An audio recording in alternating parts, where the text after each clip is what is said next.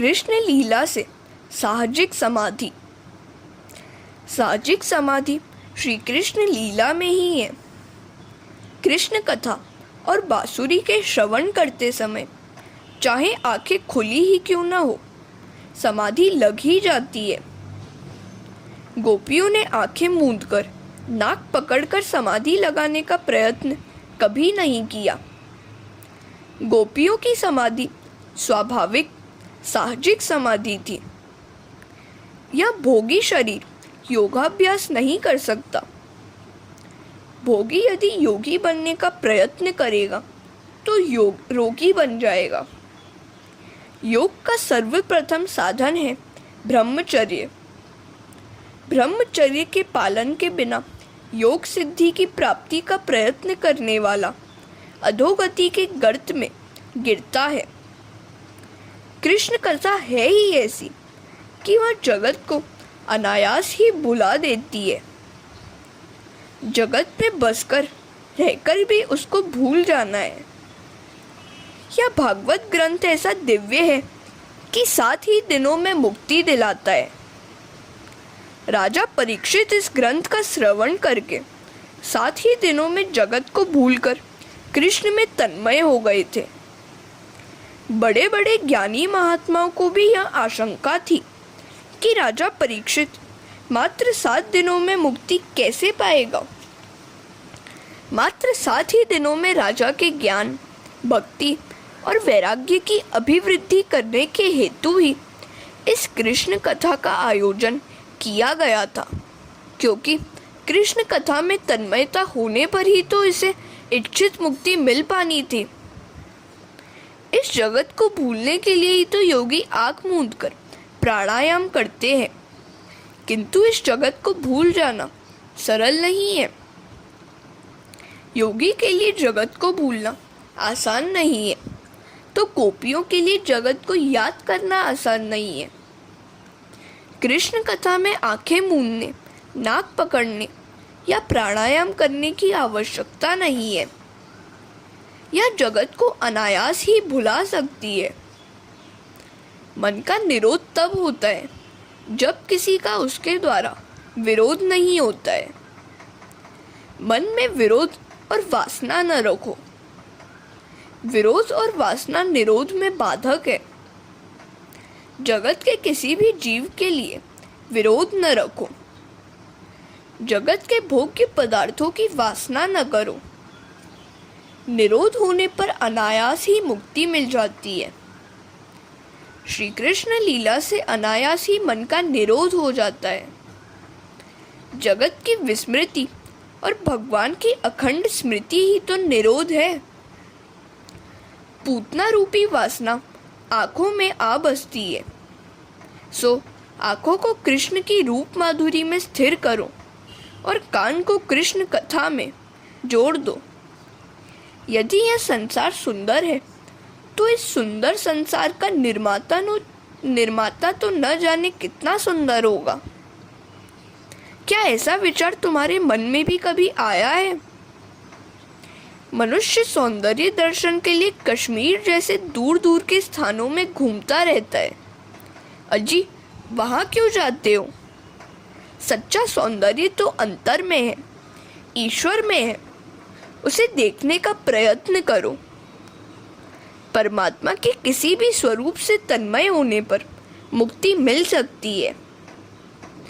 भागवत का कहना ऐसा ही नहीं है कि मात्र श्री कृष्ण स्वरूप में ही लीन हो जाओ। तुम चाहे जिस रूप में तन्मय हो जाओ, ईश्वर के जिस रूप में तुम्हें श्रद्धा हो उसी को अपनाओ। श्री परमात्मा का कोई भी रूप मुक्तिदाता है। हरे कृष्णा। श्री शंकराचार्य भी कहते हैं, भगवान के किसी भी रूप में श्रद्धा पूर्वक तन्मय हो जाओ। उसकी अनन्य रूप से भक्ति करो।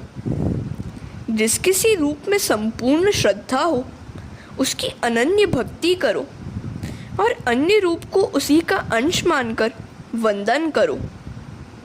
इस प्रकार अन्य रूपों में अंशात्मक प्रेम रखने से भक्ति में राग द्वेष नहीं आएगा और वहीं अनन्य भक्ति होगी।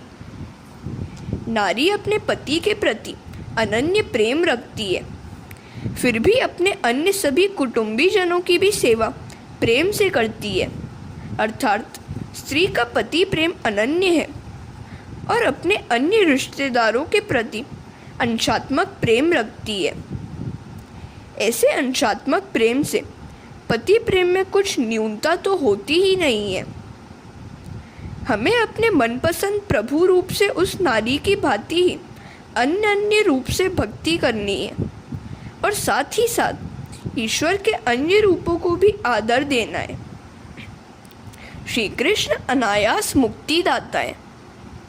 मुक्ति आत्मा को नहीं, मन को मिलती है। आत्मा तो नित्य मुक्त है। बंधन मुक्त तो मन को करना है। मन को मुक्ति मिलने के बाद आत्मा मुक्त पने का अनुभव करता है।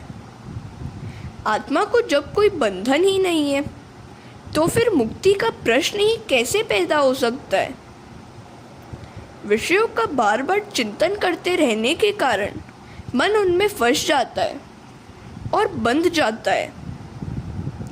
आत्मा तो परमात्मा का ही अंश है, अतः उसका बंधन तो एक कल्पना मात्र ही है। कोई आत्मा को परमात्मा का अंश मानता है तो कोई इन दोनों को एक मानता है। कुछ लोग आत्मा परमात्मा में अंश अंशी का भाव मानते हैं।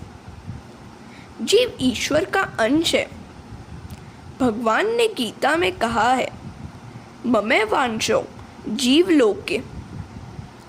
इस सूत्र की व्याख्या करते हुए श्रीमद् शंकराचार्य ने कहा है, अंश इव जीव। आत्मा ईश्वर का अंश जैसा है, अंश नहीं। जीव ईश्वर का अंश हो नहीं सकता। ईश्वर के टुकड़े नहीं हो सकते। हाँ, परमात्मा और आत्मा एक है। शंकर स्वामी ने कहा है, ईश्वरत्व में से कोई अंश विभक्त नहीं हो सकता। घड़े में समाया हुआ आकाश और बाहर का व्यापक आकाश एक ही तो है। फिर भी घट की उपाधि के कारण अंश अंशी भाव का आभास होता है। इसी तरह परमात्मा और जीव एक होते हुए भी अलग अलग दिखाई देते हैं। यदि गुलाब के फूल की एक पंखुड़ी हम काट दें तो वह फूल अखंड नहीं रहेगा। फूल का स्वरूप भंग हो जाएगा, किंतु ईश्वर नित्य होने के कारण वे तो अखंड ही रहेंगे। उपासना के हेतु अंशी और अंश के भेद किए गए हैं, किंतु तत्वतः दोनों एक ही हैं। व्यवहार में अंश अंशी भिन्न हो सकते हैं, तत्वतः नहीं। सागर बिंदुओं से बनता है, सागर बिंदु से नहीं। बिंदु सागर नहीं है। जीव ईश्वर रूप है। रामानुजाचार्य आदि संतों के अनुसार परमात्मा अंशी है और आत्मा अंश। कुछ आचार्यों के अनुसार जीव मुक्तावस्था में अंशी है और आबद्धावस्था में अंश। अंश अंशी के भेद को मानते हुए भी वे दोनों को एक ही मानते हैं। वल्लभाचार्य आदि वैष्णव आचार्यों का कहना है, जीव अंश जैसा नहीं, अंश ही है और ईश्वर अंशी है। ईश्वर सागर है और जीव जल बिंदु। सिंधु की विशाल जल राशि में से कुछ बिंदु निकाल लेने पर भी उसके स्वरूप में कोई परिवर्तन नहीं होता। इसी प्रकार जीव के अलग हो जाने पर ईश्वर के स्वरूप में कोई विकृति नहीं होती। हरे कृष्णा। भक्त पहले द्वैत का नाश करके अद्वैत की साधना करता है और फिर ईश्वर की सेवा करने के हेतु काल्पनिक द्वैत भाव रखता है। ये दोनों सिद्धांत सच्चे कहे जा सकते हैं। साधक को चाहिए कि इन सिद्धांतों के खंडन मंडन के पचड़े में न फंसे। मन को चाहे सो मानकर आगे बढ़ते चलो। यदि ईश्वर जीव का अंश है तो तो माया उसे कैसे बांध पाती है? माया न तो सत है और न असत। जब तक हम स्वप्न से जगे नहीं हैं, तब तक वहाँ सत्य ही होता है। जगने के बाद स्वप्न असत्य हो जाता है। इस प्रकार जब तक हम माया से आवृत्त हैं, तब तक माया सत्य होती है, और माया के छिन्न भिन्न होते ही वह असत्य सिद्ध हो जाती है। माया जीव को भरमा सकती है, रुला नहीं सकती। जीवात्मा का कोई भी बंधन नहीं होता है, वह तो मुक्त ही है। मन को ही बंधन है। मन के बंधन अज्ञान के कारण आत्मा मान लेती है कि वह भी बंधी हुई है। अज्ञान के कारण जीव मान लेता है कि उसे किसी ने बांध लिया है। ईश्वर अंश जीव अविनाशी, चेतन अमल सहज सुख राशि। सो माया बस भयउ गुसाई, बंधियो कीट मरकट की नाई। लोग कहते हैं कि मेरा मन बिगड़ा, मेरा मन फंस गया। कोई ऐसा नहीं कहता कि मैं बिगड़ गया हूँ, मेरी आत्मा भ्रष्ट हो गई है। आत्मा तो मन का दृष्टा है, साक्षी है। मन की कोई स्वतंत्र सत्ता नहीं है। आत्मा के आदेशानुसार उसे काम करना पड़ता है। मन नपुंसक है। वह विषयों में फंसकर सुखी दुखी होता है, किंतु आत्मा आरोप अपने पर करती है। तुलसीदास जी ने एक दृष्टांत दिया है। वानरों को पकड़ने के लिए शिकारी ने एक युक्ति की। वन में जिस वृक्ष पर वानर हो, उसके नीचे एक छोटे से मुंह वाले घड़े में वह चने भर के रख देता था। वानर अपने दोनों हाथों से चने निकालने का प्रयत्न करते थे, किंतु मुट्ठी में चने होने के कारण हाथ घड़े से निकाल नहीं पाते थे। वे मान लेते थे कि किसी भूत ने घड़े में छिपकर उनके हाथ पकड़ लिए हैं। वास्तव में तो किसी भी भूत ने हाथ पकड़े ही नहीं थे। यदि मुट्ठी खोल लेते तो हाथ बाहर निकल सकते थे। संसार भी वैसा ही एक घड़ा है। सांसारिक विषय है चने और मन है वानर।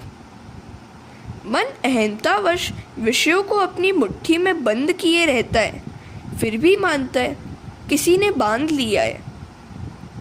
विषयों को ममता अहम की मुट्ठी से मन ने पकड़ रखा है और स्वयं ही छोड़ नहीं रहा है।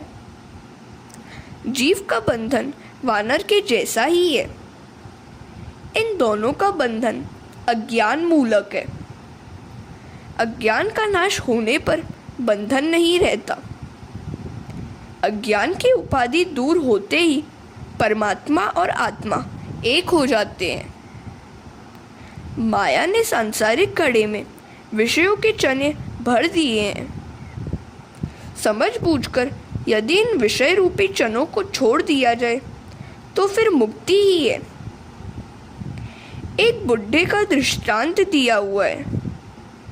वह अपने पुत्र के घर भी पुत्र का जन्म हुआ, फिर भी घर छोड़कर वृंदावन या काशीवास करना नहीं चाहता था।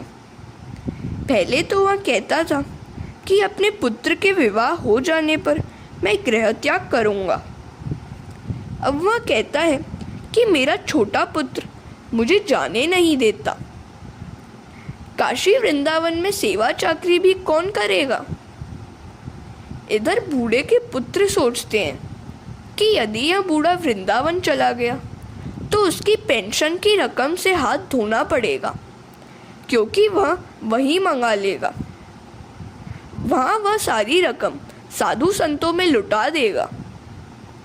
यदि यहाँ घर में ही वह रहे तो रकम घर में ही खर्च होती रहेगी। बाजार से साग सब्जी भी लाएगा, हमारे बच्चों की देखभाल करेगा, और यदि हम रात को सिनेमा देखने जाएंगे तो घर भी संभालेगा। इस तरह बूढ़ा और उसके बच्चे एक दूसरे को छोड़ते नहीं हैं। दोनों की अपनी अपनी वासना है, अपने अपने स्वार्थ हैं। हरे कृष्णा। मन यदि विषयों में से हटकर ईश्वर का चिंतन करने लगे तो मुक्ति मिलती है। देहाध्यास छूटा और वृत्ति ब्रह्माकार हुई तो मुक्ति ही है। विषयों का ही चिंतन करने वाला मन अशुद्ध है, विषयों का चिंतन त्यागने वाला मन शुद्ध है। अनादिकाल से विषयों का चिंतन करते रहने की मन को आदत सी हो गई है।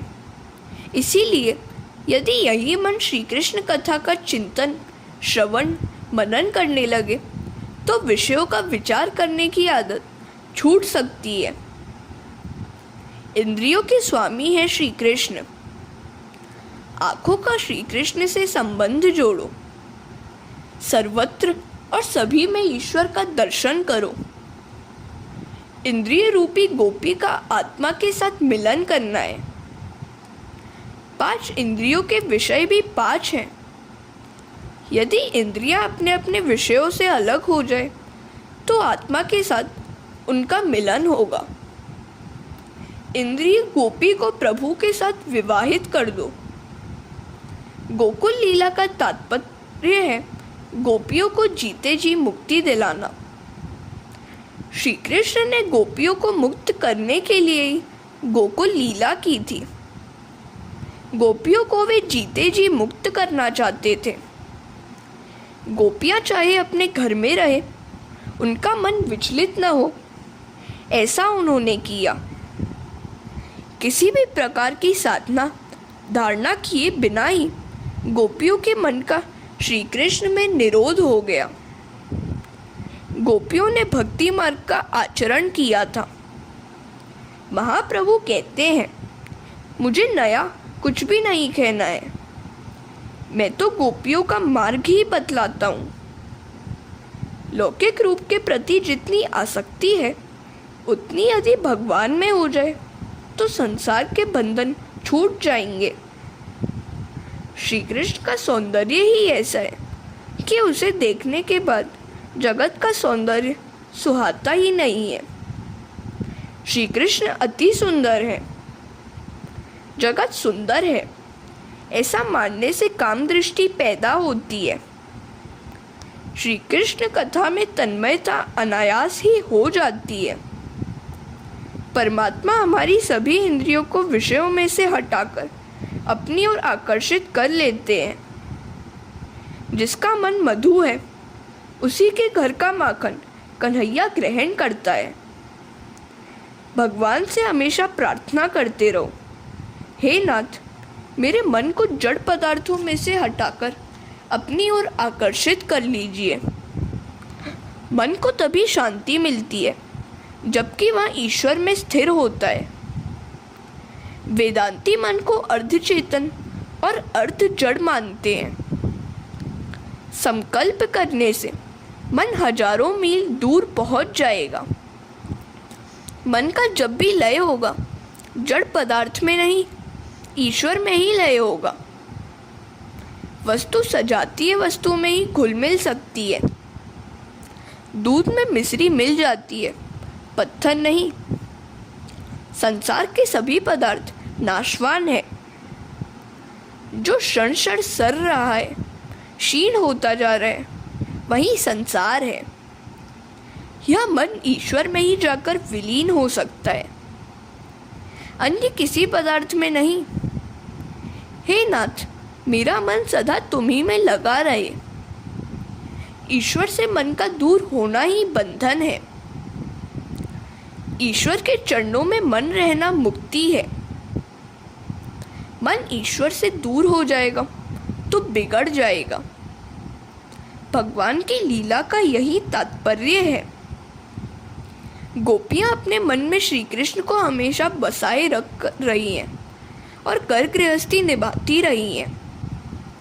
मन को मुक्त करना है, उसी का निरोध करना है, ईश्वर के साथ उसे एकाकार करना है। हरे कृष्णा। निवृत्ति के समय यदि मन में किसी भी वस्तु का विचार आए तो मान लो कि मन उसी में फंसा हुआ है गोपियां तो निवृत्ति के समय श्री कृष्ण की लीला का श्रवण, कीर्तन, ध्यान करती थी। संकट के समय में जीव विश्वासघात कर सकता है, किंतु भगवान तो दौड़ते हुए आते हैं। सभी विषयों को छोड़कर मन का ईश्वर में लगना मुक्ति है। मन में अनायास प्रभु स्मरण के लिए यह निरोध लीला है। दशम स्कंद की कृष्ण लीला जगत का विस्मरण और प्रभु का अखंड स्मरण कराती है। गोपियां सारे जगत को भुलाकर मात्र कृष्ण को याद करती रहें, इसी हेतु यह कृष्ण लीला है।